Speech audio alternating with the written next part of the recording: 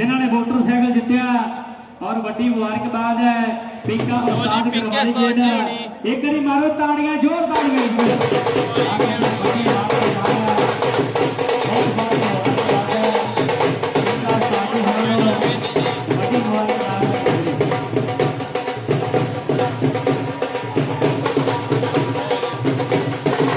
चाबी फड़ाते हुए जी